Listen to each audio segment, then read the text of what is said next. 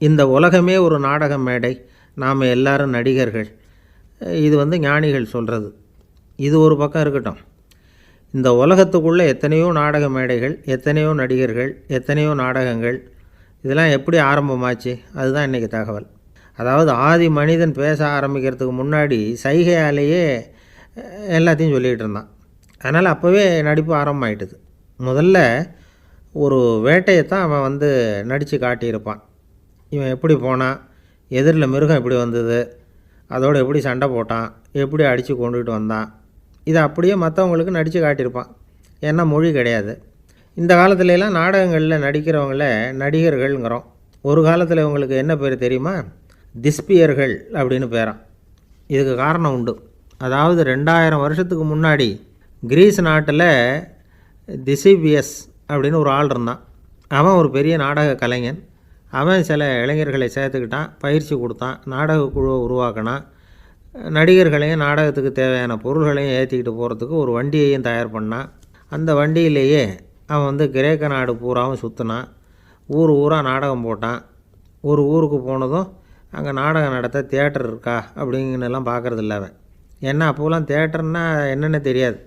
நாடகம்னா அதை ஒரு மூடிய கொட்டைக்குள்ளே தான் நடத்தணுங்கிறது அப்போ யாருக்குமே தோணலை.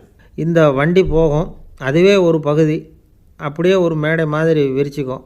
அதில் ஏறி நின்றுக்கிட்டு நாடகத்தை நடித்து காட்டுவாங்களாம். மக்கள்லாம் எதிரில் தரையில் உட்காந்து அதை பார்த்துக்கிட்டு இருக்கிறது. உலகத்தின் முதல் நடமாடும் தியேட்டர் இது தானே. இந்த திசிபிஎஸ் தான் முதலாக உலகத்தில் நாடகங்கிற பொழுதுபோக்கை நடத்தி காட்டினவன் அப்படின்னு சொல்கிறாங்க. அவன் சொந்தமாக நாடகம் எழுதுனான், நடித்தான், நாடகத்தை இயக்கினான். அதனால தான் அவனை first man of the theatre அப்படின்னு சொல்லுவாங்க. அவன் தான் நாடக மேடையின் முன்னோடி. கிரேக்கர் காலத்திலேயே நாடக ஆசிரியர்கள், நடிகர்கள், ரசிகர்கள் இவங்கள்லாம் உருவாயிட்டாங்களாம். நாடகத்தின் சரித்திரத்தில் இந்த 3 பிரிவும் ரொம்ப முக்கியம். அதாவது கிரேக்க தியேட்டர்கள்லாம் திறந்த வெளி மேடைகள் தான். பெரும்பாலும் மலைச்சரிவுகள், அதுவே படிப்படியாக பண்ணியிருப்பாங்க. கீழே அரைவட்ட வடிவில் மேடை, அதுக்கு ஆர்கெஸ்ட்ரான்னு பேர். பிற்காலத்தில் இதில் உட்காந்து இசைக்குழுவினர் வாய்ச்சதுனால இசைக்குழுவுக்கே ஆர்கெஸ்ட்ராங்கிற பேர் வந்துட்டுது. இப்போது கிரேக்க தியேட்டர்களில் ஒன்று, அதோட காலம் கிமு 340. அதை இன்னமும் பாதுகாத்து வச்சுருக்கிறாங்களாம். எபிடாரஸ் அப்படிங்கிற இடத்துல அது இருக்குதான். இன்னமும் அந்த தியேட்டரை பயன்படுத்திக்கிட்டு வர்றாங்களாம். சிறந்த கிரேக்க நாடகங்கள்லாம் அங்கே நடிக்கிறாங்களாம். ஆரம்ப காலத்திலேயே கட்டணம் கிடையாது. அப்புறம் பின்னாடி தான் நுழைவு கட்டணம்லாம் அப்படியே வந்துட்டு தான். நடிகர்கள் பளபளப்பான ஆடைகள் உடுத்தியிருப்பாங்களாம். இந்த குதிகால் உயர்ந்த காலணிகள் போட்டிருப்பாங்களாம். இதெல்லாம் பழைய குறிப்புகள். பலவிதமான உருவங்களில் மாஸ்க் அப்படின்னு சொல்லப்படுற முகமூடி. அதனால் ஒரே நடிகர் பல வேடங்களில் நடிக்கிறது உண்டான். ஆரம்பத்தில் பெண் நடிகர்கள் கிடையாது, எல்லாம் ஆண் நடிகர்கள் தான். ரோமானியர்கள் தான் முதல் நிரந்தர நாடக மேடையை கட்டினவங்க. அதுதான் முதல் தியேட்டர். கிமு 1048 காலகட்டத்தில் பாம்பிங்கிற நகரத்தில் அதை கட்டியிருக்கிறாங்களாம். கிரேக்க ரோமானிய தியேட்டர்களின் அடிப்படையிலேயே இந்த இத்தாலிய வடிவ அமைப்பாளர்கள் இந்த குதிரை லாட வடிவில் ஒரு ஆடிட்டோரியத்தை உருவாக்கினாங்களாம். இப்படி அதை பற்றி நிறைய தகவல் இருக்குது. 1576 லண்டனில் இந்த பின்ஸ்பர்ரி, அப்புறம் இந்த பில்ட்ஸில், அப்புறம் ஜேம்ஸ் இப்படிங்கிற ஒரு முயற்சியால் தான் இங்கிலாந்தில் முதல் தியேட்டர் உருவாச்சான். அப்படி ஒருத்தர் இருந்தாராம். உலக நாடக மேடையின் வரலாறு இதுதான். அதாவது இப்போல்லாம் அறிவியல் வளர்ச்சி அதிகமாகிட்டுது. திரைப்படம், தொலைக்காட்சி எல்லாம் வந்தாச்சு. ஒவ்வொரு வீடுமே ஒரு குட்டி தியேட்டர் மாதிரி ஆகிட்டுது. தொலைக்காட்சி முன்னாடி உட்காந்து எழுந்திருக்கவே மனசு வர்றதில்லை. ஒரு அம்மா ஒரு மனோதத்துவ டாக்டரை தேடிட்டு வந்தாங்களாம் இந்த காலத்தில். டாக்டர், எங்கள் வீட்டுக்காரர் எப்போ பார்த்தாலும் டிவி முன்னாடி உட்காந்துக்கிட்டு அதையே வெறிச்சு பார்த்துக்கிட்டு இருக்கிறார், உத்து பார்த்துக்கிட்டு இருக்கார், எனக்கு சந்தேகமாக இருக்குன்னாங்களாம். இது மனக்கோளாறு இல்லைங்க, ஆர்வக்கோளாறு, அவ்வளவுதான், இதுக்காக பயப்படாதீங்கன்னாரான் டாக்டர். அப்படி இல்லை டாக்டர், டிவி ஓடும் பொழுது நாம் எல்லாம் அதை பார்க்குறோம் சரி, ஆனால் அவர் அப்படி இல்லை, டிவியை நிறுத்தினதுக்கு அப்புறமும் அதையே உத்து பார்த்துக்கிட்டு உட்காந்துருக்கிறார், அதனால தான் சந்தேகப்பட்டு உங்ககிட்ட வந்தேன். ஒரு ஆள் இருந்தான், நிறைய பணம் சம்பாதிச்சான், ஆனால் செலவு பண்ண மனசு வரல, கருமி. அவன் என்ன பண்ணான், சேர்த்த பணம் பூராவையும் ஒரு மரத்தடியில் புதைச்சி வச்சுருந்தான். வாரத்துக்கு ஒரு தடவை அந்த மரத்தடிக்கு வருவான், புதைச்ச இடத்த ஆவலோடு பார்த்துக்கிட்டு இருப்பான், அதுக்கப்புறம் போயிடுவான், அவ்வளவுதான். ஒரு நாள் ஒரு திருடன் வந்தான், இவன் புதைச்சி வச்சுருந்ததெல்லாம் எடுத்துகிட்டு போட்டான். இது தெரிஞ்சு போச்சு. அந்த கருமி புலம்ப ஆரம்பிச்சிட்டான். இவன் புலம்பலை கேட்டதும் அக்கம் பக்கத்தில் இருந்தவங்கெல்லாம் ஓடி வந்தாங்க. என்ன விஷயம்னு விசாரித்தாங்க. இவன் சொன்னான். ஒரு பெரியவர் கேட்டார், ஏன்ப்பா வாரம் வந்து இந்த இடத்த பார்க்குறதாக சொன்னியே, எப்போவாவது இதில் இருக்கிற பணத்தை எடுத்து செலவு பண்ணியிருக்கியா அப்படின்னு கேட்டார். நான் அப்பப்போ வந்து அதை பார்க்குறது தான் வழக்கம், அதை தொட்டதே இல்லைன்னு அவன். சரி, அப்படின்னா இப்போவும் நீ அதே மாதிரி வாரம் ஒரு தடவை வந்து இந்த இடத்த பார்த்துட்டு போகலாமே அப்படின்னாராம் அந்த பெரியவர். அதுவும் சரிதானே, எவ்வளவு காலமானாலும் அவன் அந்த பணத்தை எடுத்து செலவு பண்ண போகிறதில்ல. அப்படி இருக்கிறப்ப உள்ளே பணம் இருந்தாலும் ஒன்று தான், இல்லாமல் போனாலும் ஒன்று தான். இதிலேருந்து என்ன புரியுதுன்னா, ஒருத்தர்கிட்ட இருக்கிற பணத்தை கொண்டு அவர் பணக்காரரா ஏழையா அப்படின்னு முடிவு செய்கிறது சரியில்லை. அந்த செல்வத்தை அனுபவிக்கிற திறன், பயன்படுத்துகிற திறன், அதை வச்சு தான் அவர் ஏழையா பணக்காரரா அப்படிங்கிறத நிர்ணயம் பண்ணணும். அதுதான் சரி. செலவு பண்ண தெரியாதவன் சேகரம் பண்ணிகிட்டே இருக்கிறதுனால என்ன பிரயோஜனம்? தலைமுடியே இல்லாதவன் தாராளமாக சீப்புகளை வாங்கி சேகரம் பண்ணுறது மாதிரி தானே இது. சில சமயம் செலவு பண்ண நாம் தயாராக இருந்தால் கூட அந்த செல்வம் நமக்கு பயன்படுறதில்ல. அரேபியாவில் ஒரு நகை வியாபாரி விலை உயர்ந்த முத்துக்களை எல்லாம் அவர் வச்சு வியாபாரம் பண்ணிகிட்டு இருந்தார். அவர் ஒரு சமயம் ஒரு பாலைவனம் வழியாக போயிட்டுருக்கிறார் ஒட்டகத்தில். அப்போது திடீர்னு கடுமையான புயல் வீச ஆரம்பிச்சுட்டுது. திசை தவறி இவர் எங்கேயோ வந்துட்டார். கூட வந்தவங்களையும் காணலை, எங்கே போனாங்களோ தெரியல. இவர் ரொம்ப பயந்து போய் அங்கே எங்கேயுமா அலைஞ்சு திரியிறார். வழியே தெரியல, பசி கடுமையாயிட்டுது. ஒட்டகத்து முதுகில் ஒரு மூட்டை இருந்தது, அதை பிரித்து பார்த்தார். உள்ளே ஏதாவது இருக்கான்னு தேடி பார்க்குறார். அது வரைக்கும் கண்ணில் தட்டுப்படாத அபூர்வமான ஒரு பை கண்ணில் பட்டுது. ஆஹா, அதில் ஏதாவது சாப்பிட்றதுக்கு இருக்கும் அப்படின்னு நினச்சி ஆவலாக அதை பிரித்து பார்க்குறார். அந்த பையில் விலை உயர்ந்த முத்துக்கள் நிறைய இருந்துதான். அப்போ தான் அவர் நினச்சாராம், விலை உயர்ந்த முத்துக்கள் கூட சாப்பிட்றதுக்கு உணவாக முடியாது அப்படிங்கிறத புரிஞ்சுக்கிட்டாராம். எந்த நேரத்தில் எது நமக்கு தேவையோ அது நமக்கு தாராளமாக கிடைக்கணும்.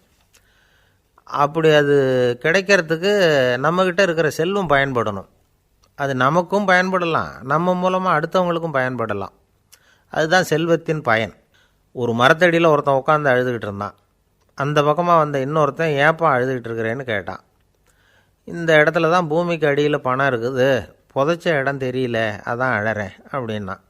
நல்லா ஞாபகப்படுத்தி பாரு, எந்த இடத்துல புதைச்ச அப்படின்னு கேட்டான் இவன். அது எப்படி எனக்கு தெரியும், புதைச்சி வச்சிருக்கிறவன் நான் இல்லையே, எங்கள் எதிர்த்த வீட்டுக்காரன் அப்படின்னானா இவன். அந்த ஆள் என்னை கண்ணா பண்ணான்னு திட்டிவிட்டான் சார், அதை நினச்சா எனக்கு ரொம்ப வருத்தமாக இருக்குது அப்படின்னு சொல்லி கவலைப்பட்டார் ஒருத்தர். இதில் கவலைப்படுறதுக்கு என்ன இருக்குது அப்படின்னார் ஒரு பெரியவர். அவர் ஒரு மகான். என்ன சார் இப்படி சொல்கிறீங்க, ஒருத்தர் நம்ம பார்த்து திட்டுனா வருத்தமாக இருக்காதா அப்படின்னார். அது எப்படி வருத்தமாக இருக்கும், திட்டுறதுங்கிறது என்ன, அது வெறும் சத்தம் தானே அப்படின்னார் அந்த பெரியவர். நம்ம ஆளுக்கு தலையை பிச்சுக்கலாம் போல் இருந்தது. இருக்காது அப்படின்னா நமக்கே அப்படி தானே தோணுது. அந்த பெரியவர் சொல்கிறது ரொம்ப பெரிய விஷயம். அதை நாம் புரிஞ்சிக்க முயற்சி பண்ணலாம்னா நடைமுறை வாழ்க்கைக்கு அது ஒத்து வர்றது மாதிரி தெரிய மாட்டேங்குது. இருந்தாலும் அந்த பெரியவர் அதுக்கு என்ன தான் விளக்கம் கொடுக்குறாருன்னு பார்ப்போமே. ஒரு ரயில் போயிட்டுருக்கு, அதில் ஒரு சாது போயிட்டுருக்கார். அந்த ரயில் வந்து அவர் ஹரித்வாரம் போயிட்டுருக்கார். அவர் ரயிலில் ஏகப்பட்ட கூட்டம். நம்ம ஊர் ரயில் கேட்க வேணும், டிக்கெட் வாங்கிட்டு கொஞ்சம் பேர், வாங்காத கொஞ்சம் பேர். அது என்னத்துக்கு அனாவசியமாக டிக்கெட் அப்படிங்கிற நினப்பில் பாதி பேர். இந்த கூட்டத்துக்கு மத்தியில் அந்த சாதுவும் போயிட்டுருக்கிறார். உட்கார்றதுக்காக இருந்த இடத்துல ஒரு ஆள் படுத்துருக்கிறான், கொஞ்சம் முரட்டு ஆசாமி. அவன் கால் பக்கத்தில் கொஞ்சோண்டு இடம் பாக்கி இருந்தது. அந்த இடத்துல இந்த சாது உட்காந்துருந்தார். மெதுவாக உட்காந்துக்கிட்டார் போய். ஆனால் அந்த ஆள் ராத்திரி பூரா இவரை காலால் உதச்சிக்கிட்டே இருக்கிறான். அது இவருக்கு ரொம்ப அவமானமாக பட்டுது. அதனால் துக்கம் ஏற்பட்டுது. இருந்தாலும் அதை ஒரு மாதிரியாக சகிச்சுக்கிட்டே இவர் வந்து சேர்ந்தார். பொழுது விடிஞ்சுது. அந்த சாது ஹரித்வார் வந்து சேர்ந்தார். அங்கே ஒரு பெரிய ஞானியை சந்தித்தார். ராத்திரி ரயிலில் அந்த ஆள் உதச்சதையும் அதனால் தனக்கு ஏற்பட்ட துக்கத்தையும் இந்த சாது அந்த ஞானிகிட்ட சொன்னார். சொல்லிவிட்டு, ஏன் சுவாமி, எனக்கு துக்கம் ஏற்பட்டதே அது தப்பா அப்படின்னு கேட்டார். தவறு தான்னார் அந்த ஞானி. உனக்கு இன்னமும் தேக அபிமானம் போகலைங்கிறது தான் அது காட்டுது. அஷ்டாவக்கிரர் என்ன சொல்கிறார் தெரியுமா, உண்மையான ஞானி யாராவது தன்னை வந்தனை செய்தால் அதற்காக சந்தோஷப்பட மாட்டார், யாராவது நிந்தனை செய்தால் அதற்காக வருத்தப்பட மாட்டார் அப்படின்னு சொல்கிறார். நிந்தனைங்கிறது ஒரு ஒலி தான். தேகாபிமானம் இருக்கிற வரைக்கும் இந்த ஒலி நம்மளை வந்து வேதனைப்படுத்தும். நான் தேகம் இல்லை ஆத்மா அப்படிங்கிற நினைவு இருந்தால் இந்த ஒலி நம்மளை பாதிக்காது. மனு என்ன சொல்கிறார் தெரியுமா? ஒரு சாதகன் பாராட்டுதலை விஷம்னு நினச்சி பயப்படணும், அவமானத்தை அமிர்தம்னு நினச்சி சந்தோஷப்படணுங்கிறார். அவமானப்பட்டால் கவலைப்படாமல் எப்படி இருக்க முடியும் அப்படின்னு தான் நமக்கு தோணும். அதனால தான் நம்மளில் யாரும் இதுக்கு உதாரணமாக யாரையும் காட்ட முடியல. புத்தரையும் கபீரையும் உதாரணமாக காட்டுறாங்க. அவங்களுக்கெல்லாம் அவமானம் ஏற்பட்டப்போ கவலையே படலையாம். புத்தரை அவமானப்படுத்தணுங்கிறதுக்காக கௌசாம்பி ராணி ஒரு இளம் பெண்ணை கொலை பண்ணி சடலத்தை புத்தர் குடிசைக்கு முன்னாடி போட சொன்னார். போட்டாங்க. புத்தர் தான் அந்த பொண்ணை கெடுத்து கொலை பண்ணிவிட்டாருன்னு எல்லோரும் நினச்சாங்க. ஆனால் புத்தர் இதை பற்றி கவலையே படலை. அப்புறமா உண்மை தெரிஞ்சதும் புத்தர் புகழ் இன்னும் அதிகமாகிட்டுது. ஒரு பெரிய சபையில் ஒரு மோசமான பொண்ணு நுழைஞ்சி தனக்கும் கபீருக்கும் சம்பந்தம் உண்டுன்னு சொன்னான். கபீர் கவலைப்படலை. அவங்க மாதிரியெல்லாம் நாமளும் இருக்க கற்றுக்கணும். நிந்தனை, அபகீர்த்தி, அவமானம் எல்லாம் ஆண்டவன் கொடுக்குற பிரசாதம்னு நினைக்கணும் அப்படின்னு சொல்கிறார் அந்த ஞானி. இதை கேட்ட இந்த காலத்து ஆசாமி ஒருத்தர், நான் கூட அப்படி தான் சார், யாராவது அவமானப்படுத்தினா கவலைப்பட மாட்டேன். நேற்று கூட ஒருத்தர் என்ன பலார்னு அரைஞ்சுட்டார், நான் கொஞ்சம் கூட கவலைப்படலை, பேசாமல் வந்துட்டேன்னார். ஏன் அப்படி வந்துட்டீங்க அப்படின்னு. அவர் அரைஞ்சதுலேயும் ஒரு அர்த்தம் இருந்தது, அதனால தான் அப்படி வந்துட்டேன்னார்.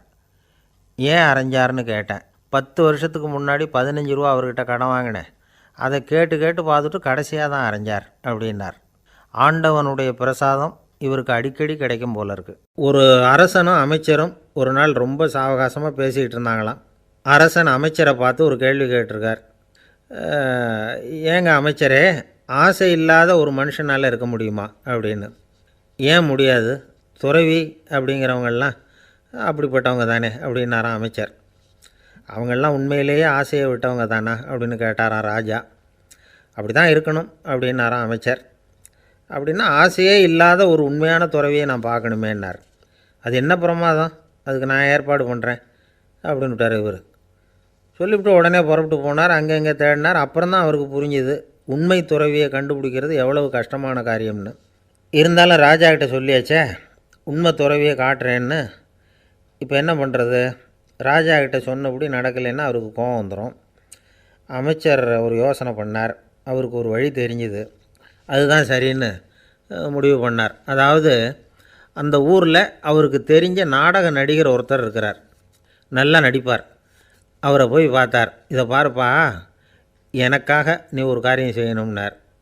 என்னன்னு கேட்டார் அவர். நீ ஒரு துறவி மாதிரி கொஞ்சம் நேரத்துக்கு நடிக்கணும். ராஜா உன்னை பார்த்துட்டு போகிற வரைக்கும் நடி, அது போதும். அதுக்காக உனக்கு 10,000 ரூபா தரேன் அப்படின்னார். அவர் எந்த காலத்தில் இவ்வளவு பணத்தை மொத்தமாக பார்த்துருக்கார். அதனால் உடனே சரின்னு ஒத்துக்கிட்டார். அமைச்சர் அரண்மனைக்கு திரும்பி வந்தார். என்ன அமைச்சரே, இன்னுமா ஒரு உண்மையான துறவி கிடைக்கலன்னார். உண்மையான துறவி ஒருத்தரை இப்போ தான் கொஞ்ச நேரத்துக்கு முன்னாடி பார்த்து பேசிவிட்டு வர்றேன். அவர் நம்ம ஊருக்கு வெளியில் குளத்தங்கரையில் உள்ள ஒரு ஆலமரத்துக்கு அடியில் உட்காந்துருக்கிறார் அப்படின்னார் இவர்.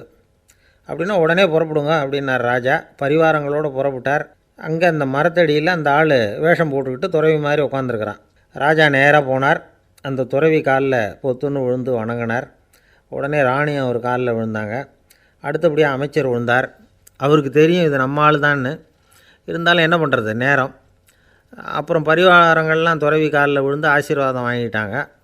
ராஜா அப்புறமா தங்கத்தட்டில் பொன்னையும் பொருளையும் வச்சு அந்த துறவிக்கிட்ட ரொம்ப பணிவாக நீட்டுறார். தாங்கள் தயவு பண்ணி இதை ஏற்றுக்கணும் அப்படின்னு வேண்டிக்கிட்டார். அந்த துறவி பற்றில்லாமல் அதை பார்த்தார். எல்லாத்தையும் திறந்துவிட்ட எனக்கு இதெல்லாம் எதுக்காக அப்படின்னு சொல்லி அதை மறுத்துட்டாராம். ஆஹா, உண்மையான துறவியை பார்த்துட்டோம் அப்படிங்கிற ஆனந்தம் அரசருக்கு. ரொம்ப நிம்மதியாக திருப்தியாக திரும்பி வந்தார் அரண்மனைக்கு. அதுக்கப்புறம் அமைச்சர் யாருக்கும் தெரியாமல் அந்த துறவிகிட்ட ஓடினார். சொன்ன பிரகாரம் பணத்தை நீட்டினார். இந்தாப்பா, நான் உங்ககிட்ட சொன்னபடி 10,000 ரூபா பணம் எடுத்துக்கோ அப்படின்னார். அந்த ஆள் ராஜா கிட்ட சொன்னது மாதிரியே எல்லாத்தையும் திறந்துவிட்ட எனக்கு இதெல்லாம் எதுக்காக வேணாம் அப்படின்னு விட்டாரான். நடித்த வரைக்கும் போதும்ப்பா, இனிமேல் இந்த நாடக வசனம்லாம் வேணாம், வேஷத்தை கலைச்சிரு, பணத்தை வாங்கிக்கோன்னார். இல்லைங்க, இது வேஷம் இல்லை, இது வசனமும் இல்லை, இது உண்மை. கொஞ்ச நேரம் துறவி மாதிரி நடித்ததுக்கே இந்த தேசத்து ராஜா, ராணி, அமைச்சர், பரிவாரங்கள் எல்லாம் என் காலில் விழுந்து வணங்குறாங்க. அப்படின்னா உண்மையான துறவியாக இருக்கிறது எவ்வளவு பெருமையான விஷயம். நான் உண்மையான துறவியாக ஆக போகிறேன், அப்படி முடிவும் பண்ணிட்டேன் அப்படின்னார் அந்த நடிகர். வேஷம் கூட எப்படிப்பட்ட விளைவுகளை உண்டு பண்ணுது பார்த்தீங்களா? நம்மால் ஒருத்தன் ரொம்ப வசதியாக தான் இருந்தான். ஒரு நாள் அவன் சொத்து பூரா திருட்டு போயிட்டுது. அதுக்கப்புறம் இவன் துறவி மாதிரி ஆகிட்டான். ஊர் ஊராக சுற்றினான். ஒரு குருநாதரை தேடி கண்டுபிடிச்சான். அவர்கிட்ட சீடனாக சேர்ந்துக்கிட்டான். அவனை பார்த்து ஒருத்தர் கேட்டார், நீ உண்மையான சீடன் தானான்னு. இல்லைங்க, சீடன் மாதிரி நடிச்சுக்கிட்டு இருக்கிறேன் அப்படின்னா. அது குரு துரோகம் இல்லையா அப்படின்னு கேட்டார் அவர். இல்லைங்க, நான் பண்ணது குரு துரோகம் இல்லை, என் குரு பண்ணது தான் துரோகம். என்னுடைய பணத்தை கொள்ளையடித்தது இவர் தான். அதை எங்கே வச்சுருக்காருன்னு கண்டுபிடிக்கிறதுக்காக தான் இவர்கிட்ட வந்து சீடனாக சேர்ந்துருக்கிறேன் அப்படின்னா. ஒரு சின்ன பையன் வந்தான். அவனை பார்த்து ஒரு கேள்வி கேட்டோம். ஏன்ப்பா உங்கள் வீட்டில் அம்மா புத்திசாலியா அப்பா புத்திசாலியா அப்படின்னு. அவன் அலட்சியமாக நம்மளை பார்த்து சிரிக்கிறான். என்ன சார் இது, இந்த காலத்தில் இது கூட தெரியாமல் இருக்கிறீங்களே அப்படிங்கிறான். ஒரு சின்ன பையன் நம்மளை பார்த்து இப்படி கேட்டுவிட்டானே அப்படின்னு நினைக்கிறப்போ நமக்கு ஒரு மாதிரி ஆகிடும்.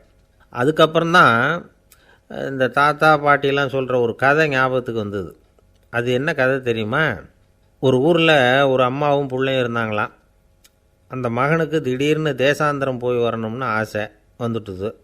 ஊர் ஊராக போய் சுற்றி பார்க்கணுங்கிற ஆசை. அந்த அம்மாவுக்கு இது பிடிக்கல. மகனை பிரிஞ்சு இருக்கிறதுக்கு அவங்க மனசு இடம் கொடுக்கல.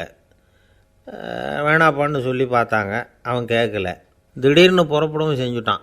சரி, இனிமேல் அவனை தடுக்க முடியாதுன்னு முடிவு பண்ணிட்டாங்க அந்த அம்மா. இருந்தாலும் புத்திசாலித்தனமாக ஒரு யோசனை பண்ணாங்க. மகனை கிட்டத்தில் கூப்பிட்டாங்க. அவங்ககிட்ட சொன்னாங்க, இதை பாருப்பா, நீ தேசாந்திரம் போகிறதுன்னு தீர்மானம் பண்ணிவிட்ட, அதை நான் தடுக்கலை, போயிட்டு வந்துடும். ஆனால் போகிறதுக்கு முன்னாடி எனக்கு ஒரு வாக்குறுதி கொடுத்துட்டு போ அப்படின்னாங்க.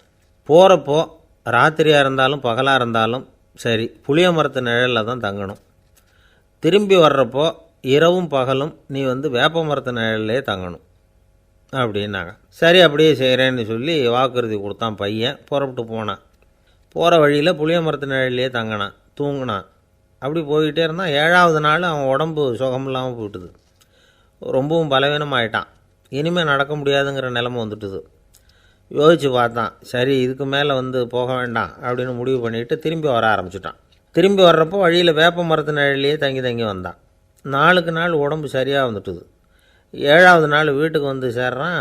உடம்பு பழையபடியே கலகலப்பாயிட்டுது. பூரண சுகம். தேசாந்திரம் போன பையன் திரும்பி வந்துட்டானே அப்படின்னு அந்த அம்மா ஆச்சரியப்படலை. ஏன்னா அவங்களுக்கு தெரியும் இப்படி ஆகும்னு. பையன் சீக்கிரமாக திரும்பி வரணுங்கிறதுக்காக தான் அவங்க அந்த யோசனையை சொன்னாங்க. என்ன விஷயங்கிறதையும் அவங்களே சொன்னாங்க. மகனே, புளிய மரத்து நிழல் உடம்புக்கு உஷ்ணத்தை கொடுக்கும், சீக்கம் உண்டாக்கும். அதனால் நீ வந்து தொடர்ந்து புளிய மரத்து நிழலில் தங்கினாவே நோய்க்கு வந்து ஆளாயிட்ட. அதனால் பயணத்தை வந்து முடிச்சுக்கிட்டு திரும்பி வரணுங்கிற முடிவுக்கு வந்துட்ட. திரும்பி வர்றப்போ நீ தங்கினது வேப்ப மரத்து நிழல். அது உடம்புக்கு வந்து குளிர்ச்சியை தரக்கூடியது, நோயை தீர்க்கக்கூடியது. அதனால் சுகமாக வீட்டுக்கு வந்து சேர்ந்துட்ட. உன்னோட தேசாந்திர பயணத்தை தடுக்கிறதுக்காக தான் இப்படி பண்ணினேன் அப்படின்னாங்களாம் அந்த அம்மா. பார்த்தீங்களா அம்மாவோட புத்திசாலித்தனத்தை? அப்பாவாக இருந்தால் இப்படியா பண்ணுவார்?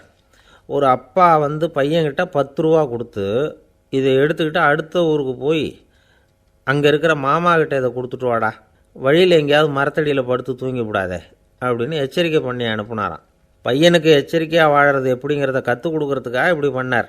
அவன் பணத்தை வாங்கிட்டு போனான். அப்பா சொன்னதை மறந்துட்டு ஒரு மரத்தடியில் படுத்து தூங்கிட்டான். அவனுக்கு தெரியாமல் அவன் பின்னாடியே போன அப்பா அவன் கையில் இருந்த அந்த 10 ரூபாயை நைஸாக எடுத்துகிட்டு வந்துட்டார். அவன் பையில் தானே வச்சுருந்தான், அது தெரியாமல் எடுத்துகிட்டு வந்துட்டார். அவன் தூங்கிக்கிட்டு இருக்கான். எடுத்துகிட்டு ஒரு மறுபடியும் வீட்டுக்கு வந்துட்டார். பையன் முழிச்சுக்கிட்டு பையை தடவி பார்க்குறான், பணத்தை காணும். அழுதுகிட்டே திரும்பி வந்தான். அப்பா கிட்ட விஷயத்த சொன்னான். அப்பா சிரிச்சுக்கிட்டே சொன்னார், அதுக்கு தான்ப்பா ஆரம்பத்திலேயே எச்சரிக்கை பண்ணினேன், இனிமேலாவது நீ ஜாக்கிரதையாக இருக்கணும் அப்படிங்கிறதுக்காக தான் இப்படி பண்ணினேன். அந்த பணம் எங்கேயும் போயிடலை, நான் தான் அதை உனக்கு தெரியாமல் எடுத்து வச்சிருக்கிறேன். இதோ பாரு அப்படின்னு சொல்லிக்கிட்டு சைடு பாக்கெட்டில் கையை விட்டா அது ஓட்டையாக இருக்குது. அதை எவனோ ஏற்கனவே கத்திரிச்சு எடுத்துகிட்டு போட்டான். இப்போ அப்பா முகத்தில் அசடு வழிஞ்சுதான். அள்ள அள்ள குறையாதது அட்சய பாத்திரம், அது நமக்கு தெரியும், கேள்விப்பட்டிருக்கிறோம். ஆனால் போட போட நிரம்பாத ஒரு பாத்திரம் உண்டு. அது என்ன தெரியுமா? நம்மளில் பல பேர்கிட்ட அந்த பாத்திரம் உண்டு. அதுதான் பேராசை அப்படிங்கிற பாத்திரம். அதை வந்து நிறைவு செய்யவே முடியாது. பேராசையை பற்றி சுஃபி இலக்கியத்தில் ஒரு பிரபலமான கதை உண்டாம். அதை ஒரு பெரியவர் எடுத்து சொல்லியிருக்கிறார். ஒரு மன்னர் நகர்வலம் போயிட்டுருக்கார். ஒரு பிச்சைக்காரன் மன்னர் எதிரில் வரான். பிச்சை போடுங்கோங்கிறான். என்னுடைய அமைதியை கெடுக்காதே போங்கிறார் மன்னர். அவன் சிரிக்கிறான். அரசே, உங்களுடைய அமைதி கெடக்கூடிய நிலையில் இருந்தால் அதுக்கு பேர் அமைதியே கிடையாது அப்படின்னு நானா. எதிரில் நிற்கிறது வெறும் பிச்சைக்காரன் இல்லை, யோகி அப்படிங்கிறத மன்னர் புரிஞ்சுக்கிட்டார். துறவியே, உங்களுக்கு என்ன வேணும்னாலும் கேளுங்க, கொடுக்குறேன்னாராம். அந்த துறவி மறுபடியும் சிரிக்கிறார். அரசே, உங்களால் முடியாததையெல்லாம் கொடுக்க முடியும்னு சத்தியம் செய்யாதீங்க அப்படின்னார். மன்னருக்கு கோபம் வந்துட்டுது. என்ன இவர் இப்படி சொல்கிறாரே அப்படின்னு நினச்சார். நகர்வலத்தை பாதியிலேயே நிறுத்தினார். வாங்க அரண்மனைக்குன்னார். துறவியை அழைச்சிக்கிட்டு அரண்மனைக்கு வந்துட்டார். துறவி தன்கிட்ட இருந்த பிச்சை பாத்திரத்தை நீட்டினார். இது நிறைய எனக்கு பொற்காசுகள் வேணும் அப்படின்னாராம். அவ்வளவு தானா, இது ஒரு பெரிய காரியமா அப்படின்னு கையை தட்டினாராம் மன்னர். ஒரு பெரிய தாம்பாளம் நிறைய பொற்காசுகள் வந்து சேர்ந்தது. அதை அள்ளி போட்டார். போட போட அந்த பிச்சை பாத்திரம் நிரம்பவே இல்லை. பொற்காசுகள் போட போட அவ்வளவையும் உள்ளே வாங்கிக்கிட்டே இருக்குது. அரசாங்க கஜானாவே காலி ஆகிட்டுது. மூட்டை மூட்டையாக பொற்காசுகளை கொட்டி பார்த்துட்டாங்க. அது முழுங்கிக்கிட்டே இருக்குது. கடைசி வரைக்கும் அந்த பிச்சை பாத்திரம் வந்து நிரம்பவே இல்லை. அரசர்கிட்ட இருந்த கர்வம் போயிட்டுது. அப்படியே பொத்துன்னு துறவி காலில் விழுந்தார். அப்போ அந்த துறவி சொன்னாராம், மன்னா, இந்த பிச்சை பாத்திரத்தை உங்களால் மட்டும் இல்லை, வேறு யாராலையும் நிரப்ப முடியாது. அதுக்கு என்ன காரணம்னா, இது வந்து சாதாரண பிச்சை பாத்திரம் இல்லை, பேராசைகளோடு வாழ்ந்து செத்துப்போன ஒரு மனிதனின் மண்டை ஓடுது அப்படின்னாராம். பாருங்கள், இதுதான் அந்த சுஃபி இலக்கிய கதை. செத்த பிறகும் நிறைவு இல்லைன்னா அது எப்பேற்பட்ட பேராசையாக இருக்கும்னு யோசித்து பார்த்துங்க. நம்மால் ஒருத்தர் கல்யாணம் பண்ணிக்க பொண்ணு பார்த்துக்கிட்டு இருந்தார். அழகு, அறிவு, படிப்பு எதுவும் தேவையில்லை, பணம் மட்டும் இருந்தால் போதும் அப்படின்னு பார்க்குறவங்ககிட்டெல்லாம் சொல்லி வச்சார். ரொம்ப நாளைக்கு அப்புறம் ஒரு பணக்காரர் கிடைச்சார். அவர் சொன்னார், இதை பாருங்கள், எனக்கு 20 வயசில் ஒரு மகள், அவளை நீங்கள் கல்யாணம் பண்ணிக்கிட்டா 2 லட்சம் பணம் கொடுப்பேன். 25 வயசில் ஒரு பொண்ணு, அவளை கல்யாணம் பண்ணிக்கிட்டா 2.5 லட்சம் தருவேன். 30 வயசில் ஒரு பொண்ணு இருக்கா, அவளை கல்யாணம் பண்ணிக்கிட்டா 3 லட்சம் தருவேன். என்ன சொல்கிற அப்படின்னாராம். இவன் கொஞ்ச நேரம் யோசித்து பார்த்துருக்கான். அதுக்கப்புறம் மெதுவாக அவரை நிமிர்ந்து பார்த்து, ஏன் சார், உங்ககிட்ட 50 வயசில் ஏதாவது பொண்ணு இருக்கா அப்படின்னு கேட்டானான். சில பேரை இப்படி சொல்கிறது உண்டு. அடுத்தவங்களை அனுசரித்து நடந்துக்க தெரியல, அவன் என்ன சார் மனுஷன் அப்படிம்பாங்க. சக மனிதர்களோடு எப்படி பழகிறது அப்படின்னு தெரியாதனாலேயே பல பேர் இன்றைக்கி சங்கடப்பட்டுக்கிட்டு இருக்கிறாங்க. வசதி வாய்ப்பெல்லாம் சரியாக இருக்கும், ஆனால் வாழ்க்கை சரியாக இருக்காது. இன்னொருத்தர்கிட்ட எப்படி பேசுறது பழகிறதுங்கிறது தெரியாதனால தான் இந்த அவஸ்தை. சரி, இந்த அவஸ்தை இல்லாமல் வாழறது எப்படி? இதுக்கு அனுபவசாலிகள் சில வழிமுறைகளை சொல்கிறாங்க. அதெல்லாம் என்னென்னங்கிறத இப்போ தெரிஞ்சுக்குவோம். முதல்ல நம்ம நாக்கு நம்ம கண்ட்ரோலில் இருக்கணும். வார்த்தைகளை வந்து கொட்டிவிட்டு அதுக்கப்புறம் அள்ள முடியாமல் கடந்து கஷ்டப்படக்கூடாது. எப்படி பேசுகிறோங்கிறதும் முக்கியம், பேசுகிறப்ப எப்படி முகத்தை வச்சுருக்கிறோங்கிறதும் முக்கியம். அன்பாக பேசினாலும் நல்லாயிருக்கும். அப்படி பேசுகிறப்ப ஆதரவாக அவர் தோள் மேலே ஒரு கையை போட்டுக்கிட்டு பேசினா இன்னமும் நல்லாயிருக்கும். ரெண்டாவது விஷயம், இன்னொருத்தர்கிட்ட பேசுகிறப்போ வாக்குறுதிகளை அள்ளி வீசக்கூடாது. கொடுக்குற வாக்குறுதி குறைச்சலாக இருக்கணும். அப்படி கொடுத்த வாக்குறுதியை கண்டிப்பாக நிறைவேற்றணும். நாம் ஒருத்தரை பாராட்டுறோம் அல்லது அவரை பற்றி அபிப்பிராயம் சொல்கிறோம்னா அது ஆக்கப்பூர்வமாக இருக்கணும். நம்ம பாராட்டு அல்லது விமர்சனம் அடுத்தவருடைய முன்னேற்றத்துக்கு உதவுறது மாதிரி இருக்கணும். நாம் சொல்கிறத கேட்டுட்டு அவன் தலையில் கையை வச்சுட்டு உட்காந்துடக்கூடாது. எப்பவும் உற்சாகமாக இருக்கணும், முகம் அலர்ச்சியாக இருக்கணும். மனுஷன் இருந்தால் வருத்தம், கவலை, ஏமாற்றம் எல்லாம் இருக்க தான் செய்யும். அதெல்லாம் மனசில் இருக்கட்டும். அந்த வருத்தமும் கவலையும் ஏமாற்றமும் சேர்ந்துக்கிட்டு நம்ம முகத்தில் இருக்கிற மலர்ச்சியை மூடி மறைக்கிறதுக்கு நாம் இடம் கொடுத்துடக்கூடாது. எந்த விஷயத்தை பற்றி யாருக்கிட்ட பேசினாலும் வெளிப்படையாக பேசணும், திறந்த மனசோடு பேசணும். மூடி மறைச்சி முன்னு முழுங்கிக்கிட்டு இருக்கக்கூடாது. இன்னொருத்தர்கிட்ட பேசுகிறப்போ விவாதம் பண்ணுங்க, அது தப்பு இல்லை. ஆனால் வாதாடிக்கிட்டு இருக்கக்கூடாது. அதாவது என்ன சொல்கிறாங்கன்னா, டிஸ்கஸ் பண்ணலாம், ஆர்கியூ பண்ணக்கூடாதான். நம்மக்கிட்ட இருக்கிற நல்ல குணங்களை நாம் எடுத்து சொல்லிகிட்டு இருக்கக்கூடாது. அந்த நல்ல குணங்களே நம்மளை பற்றி எடுத்து சொல்லணும், அது மாதிரி நடந்துக்கணும்.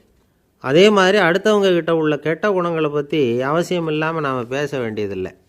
உங்களை பற்றி யாராவது தப்பாக பேசுகிறாங்களா, அப்படி அவங்க பேசுகிறதுல உண்மை இல்லையா அப்படின்னா அதை நீங்கள் பொருட்படுத்த வேண்டியதில்லை, விட்டுடலாம். அது தானாக போயிடும்.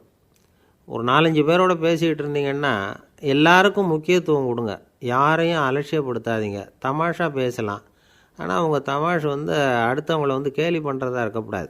நமக்கு கிடைக்க வேண்டியது கிடைக்கலையே அப்படிங்கிற தவிப்பு நம்மக்கிட்ட இருக்கக்கூடாது. அது தேவையில்லை. உங்கள் செயல்பாடுகள் தெளிவாக இருக்கட்டும், பாராட்டு தானாக அவங்கள தேடிட்டு வரும். இன்னொரு மனுஷனுடைய மனசில் கௌரவமான ஒரு இடத்த பிடிக்கணும்னா நாம் இந்த குணத்தையெல்லாம் நம்மக்கிட்ட வளர்த்துக்கணும். இதெல்லாம் வந்து அனுபவசாலிகள் சொல்லியிருக்கிற குறிப்புகள். இந்த குறிப்புகளை வந்து சரியாக புரிஞ்சுக்கணும், அது முக்கியம். தப்பாக புரிஞ்சுக்கிட்டா என்ன ஆகும் தெரியுமா? இதை கேளுங்க. ஒருத்தர் வந்தார். சார், அடுத்தவங்க தோள் மேலே கையை போட்டுக்கிட்டு அன்பாக பேசணும்னு சொன்னீங்க. அப்படி தான் பேசினேன். அவர் முதுகை கூட தட்டி கொடுத்தேன். என் வேலை போயிட்டுது சார், வீட்டுக்கு அனுப்பிச்சிட்டாங்க அப்படின்னார். யாருக்கிட்ட அப்படி பேசுனீங்கன்னு கேட்டோம். என் முதலாளிகிட்ட சார் அப்படிங்கிறார் ரொம்ப சோகமாக. ஒருத்தர் ரொம்ப அவசரமாக வந்தார். சார், மனுஷன் நிம்மதியாக இருக்கிறதுக்கு என்ன வழின்னு கேட்டார். சீக்கிரமாக ஒரு கல்யாணத்தை பண்ணிங்க, எல்லாம் சரியாக போடும் அப்படின்னோம். அவர் ஒரு மாதிரியாக பார்த்தார். ஏற்கனவே எனக்கு கல்யாணம் ஆகிட்டுது சார், அதனால தானே நிம்மதியாக இருக்கிறதுக்கு வழி கேட்குறேன் அப்படின்னார். சரி, இவர் ஒரு மாதிரியான கேஸ் அப்படின்னு நினச்சிக்கிட்டு நம்மக்கிட்ட இருந்த ஒரு சின்ன புத்தகத்தை அவர்கிட்ட தூக்கி கொடுத்தோம். இதை படித்து பாருங்கன்னு. கல்யாணத்துக்கு பிறகும் சந்தோஷமாக இருக்கிறதுக்கு என்ன வழி அப்படிங்கிற கேள்விக்கு அந்த புத்தகத்தில் விளக்கம் இருந்தது. கணவன் மனைவிக்குள்ளே சிக்கல் வராமல் இருக்கிறதுக்கு அதில் சில வழிகளை சொல்லி கொடுத்துருக்குறாங்க. அதெல்லாம் என்னென்ன அப்படிங்கிறத இப்போ பார்க்கலாமா? குடும்பம்னு இருந்தால் கோபம் வரதான் செய்யும். அது வந்துட்டு போகட்டும், பரவாயில்ல. ஆனால் அந்த கோபம் ஒரே நேரத்தில் 2 பேருக்கும் வந்துடாமல் பார்த்துக்கணும். ஒரு சமயத்தில் யாராவது ஒருத்தர் தான் கோபப்படணும், அடுத்தவங்க அமைதியாக இருக்கணும். அதுக்கப்புறம் இவர் அமைதியான உடனே அவங்க ஆரம்பிச்சிக்கலாம். கோபமாக ஏதாவது சொன்னால் உடனே கோபமாக பதில் சொல்லக்கூடாது. கொஞ்சம் பொறுத்து கோபம் தீர்ந்த உடனே அந்த பதிலை சொல்லலாம். அப்போ பதில் கோபமாக இருந்தால் கூட அது அவ்வளோ பெருசாக தெரியாது. அற்ப விஷயத்துக்கெல்லாம் காய்ச்சி மூச்சுன்னு கத்திக்கிட்டு இருக்கக்கூடாது. உங்கள் 2 பேருக்குள்ளே ஒரு தர்க்கம் ஆரம்பமாயிட்டுதுன்னு வச்சுக்கோங்க. கடுமையாக 2 பேரும் விவாதம் பண்ணுறீங்க. உங்களில் ஒருத்தர் இதில் ஜெயிக்கணும்னா அது நீங்களாக இருக்க வேணாம், அடுத்தவங்க ஜெயிக்கிறதுக்கு நீங்கள் துணையாக இருங்களேன். அப்படின்னா நீங்கள் கொஞ்சம் விட்டு கொடுக்கணும், அவ்வளவுதான். ஏதாவது குத்தம் சொல்லணுமா, செஞ்ச தப்பை சுட்டி காட்டணுமா, விமர்சனம் பண்ணணுமா, பண்ணுங்க, வேணான்னு சொல்லலை. ஆனால் சொன்னதை அப்படி சொல்கிறத வந்து கொஞ்சம் அன்பாக இதமாக சொல்லுங்கள். எப்போது நடந்த தவறுகளையெல்லாம் இப்போ போய் மறுபடியும் ஞாபகப்படுத்திகிட்டு இருக்க வேண்டாம். நான் அப்போவே சொன்னேன் இந்த புடவை வேணாம்னு, நீங்கள் தான் கேட்கல, இப்போ பாருங்கள் கிழிஞ்சு போச்சு இப்படின்னு கத்துனாங்க ஒரு அம்மா.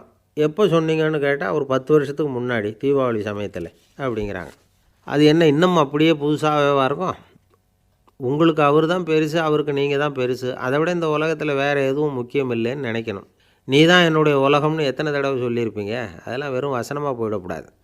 ஏதாவது ஒரு பிரச்சனையை பற்றி கடுமையாக விவாதம் பண்ணிக்கிட்டு இருக்கீங்க, அதை அப்படியே பாதியில் விட்டுட்டு படுக்கைக்கு போயிடக்கூடாது. சொச்சத்தை நாளைக்கு பேசிக்கலாம்னு. அப்படி போனால் தூக்கம் வராது. பிரச்சனையை ஒரு முடிவு பண்ணிக்கிட்டு அதுக்கப்புறமா தூங்க போகணும். ஒரு நாளில் ஒரு தடவையாவது உங்கள் ஜோடியை பாராட்டி நல்ல விதமாக கனிவாக ஒரு வார்த்தை சொல்லணும் அப்படின்னு தீர்மானம் பண்ணிங்க. ஏதாவது தப்பு பண்ணிவிட்டிங்கன்னா பரவாயில்ல, அதை ஒத்துக்கிறதுக்கும் மன்னிப்பு கேட்குறதுக்கும் தயாராக இருக்கணும். அது ஒன்றும் கேவலம் கிடையாது. வீட்டுக்குள்ளே தானே கேட்க போகிறீங்க, வெளியில் யாருக்கு தெரிய போதும்? எப்படியோ உங்களுக்குள்ளே ஒரு சமரசம் ஆனால் சரி தான்.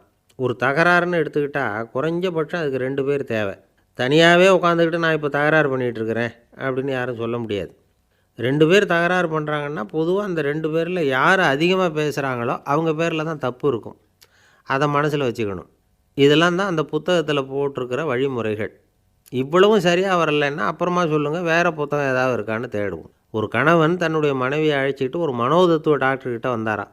டாக்டர், எங்களுக்கு கல்யாணம் ஆகி 30 வருஷ காலமாக நாங்கள் ஒரு விஷயத்தில் கூட ஒத்து போனதில்லை அப்படின்னு ஆரம்பித்தார். உடனே அந்த அம்மா குறுக்கிட்டு, அது 30 வருஷம் இல்லை 32 வருஷம் அப்படின்னாங்களாம். ஒருத்தர் இருக்கார், நல்ல உத்தியோகத்தில் தான் இருக்கிறார், ஆனால் எப்போ பார்த்தாலும் முகத்தை வெறுப்பாக வச்சுருப்பார்.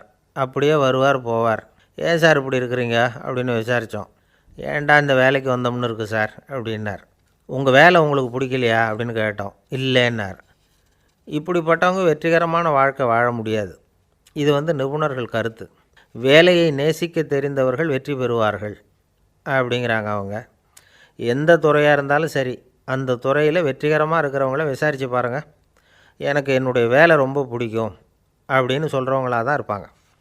அப்படி இருந்தால் தான் அது வெற்றிகரமாக இருக்க முடியுது அவங்களால.